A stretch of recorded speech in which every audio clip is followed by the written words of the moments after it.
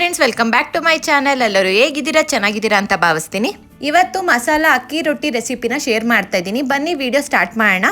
First ನಾವು ಅಕ್ಕಿ ರೊಟ್ಟಿ ಮಾಡ್ಕೊಳ್ಳೋದಕ್ಕೆ ಅಕ್ಕಿ ಹಿಟ್ಟನ್ನ ಹಾಕೊಂಡಿದ್ದೀವಿ. ನೆಕ್ಸ್ಟು ಈರುಳ್ಳಿ, ಸ್ವಲ್ಪ ಕೊತ್ತಂಬರಿ ಸೊಪ್ಪು ಮತ್ತು ಕ್ಯಾರೆಟ್ ತುರಿನ ಹಾಕೊಳ್ತಾ ಇದ್ದೀವಿ.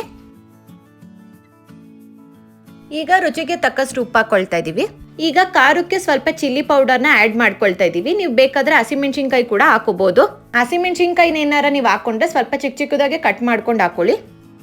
ಅಕ್ಕಿ ರೊಟ್ಟಿಗೆ ಮೇನ್ ಇಂಗ್ರೀಡಿಯೆಂಟ್ಸ್ ಬಂದು ಸಬ್ಬಕ್ಕಿ ಸೊಪ್ಪು. ಅದನ್ನ ಮಿಸ್ ಮಾಡದೆ ಹಾಕೊಳ್ಳಿ. ಟೇಸ್ಟ್ ಅಂತೂ ತುಂಬಾನೇ ಚೆನ್ನಾಗಿರುತ್ತೆ.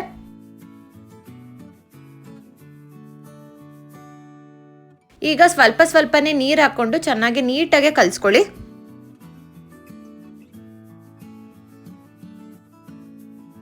ಮಸಾಲ ಅಕ್ಕಿ ರೊಟ್ಟಿನ ಒಂದ್ಸಲ ಮನೇಲಿ ಟ್ರೈ ಮಾಡಿ. ಖಂಡಿತವಾಗ್ಲೂ ಮನೇಲಿ ಎಲ್ಲರೂ ಇಷ್ಟಪಡ್ತಾರೆ.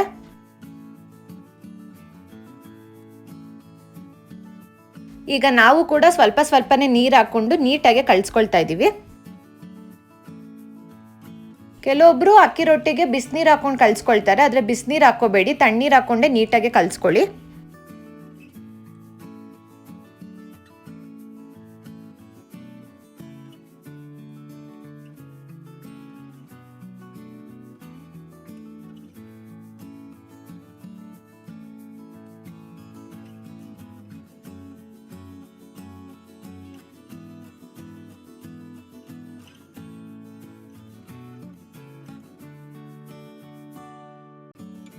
ಸೊ ಇವಾಗ ನೀವೇ ನೋಡ್ಬೋದು, ನಾವು ನೀಟಾಗಿ ಕಲಿಸ್ಕೊಂಡಿದ್ದೀವಿ.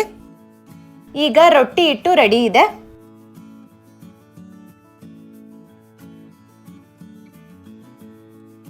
ಈಗ ರೊಟ್ಟಿ ಮಾಡ್ಕೊಳ್ಳೋಣ. ರೊಟ್ಟಿ ಮಾಡ್ಕೊಳ್ಳೋಕ್ಕೆ ರೊಟ್ಟಿ ಕವರ್ನ ತೊಗೊಂಡಿದ್ದೀವಿ. ಈ ರೊಟ್ಟಿ ಕವರ್ ನಿಮಗೆ ಆನ್ಲೈನಲ್ಲೂ ಸಿಗುತ್ತೆ, ಇಲ್ಲಾಂದರೆ ಅಂಗಡಿಗಳಲ್ಲೂ ಸಿಗುತ್ತೆ. ಈಗ ನಾವು ರೊಟ್ಟಿ ಕವರ್ಗೆ ನಾವು ಸ್ವಲ್ಪ ಎಣ್ಣೆ ಹಾಕ್ಕೊಳ್ತಾ ಇದ್ದೀವಿ. ಈಗ ರೊಟ್ಟಿ ಹಿಟ್ಟನ್ನ ತಗೊಂಡು ನೀಟಾಗೆ ತಟ್ಟಿ.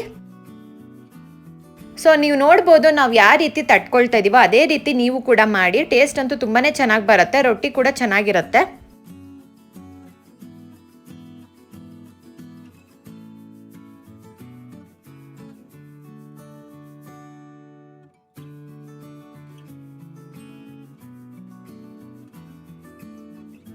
ಇವಾಗ ನಾವು ತವಕ್ಕೆ ಸ್ವಲ್ಪ ಎಣ್ಣೆ ಹಾಕೊಂಡಿದೀವಿ.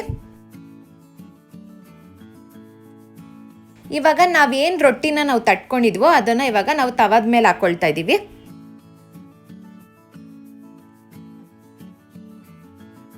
ಈಗ ಎರಡು ಸೈಡು ನೀಟಾಗಿ ಬೇಯಿಸಿ. ಒಂದು ಸೈಡ್ ಬೇಯಿಸಾದ್ಮೇಲೆ ನೀವು ಕವರ್ನ ತೆಗಿಬೇಕು.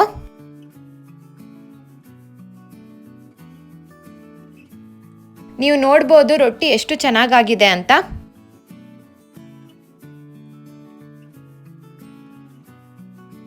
ಸೊ ಈ ಮಸಾಲ ರೊಟ್ಟಿ ಮಕ್ಳಿಗೂ ಕೂಡ ತುಂಬಾನೇ ಇಷ್ಟ ಆಗುತ್ತೆ.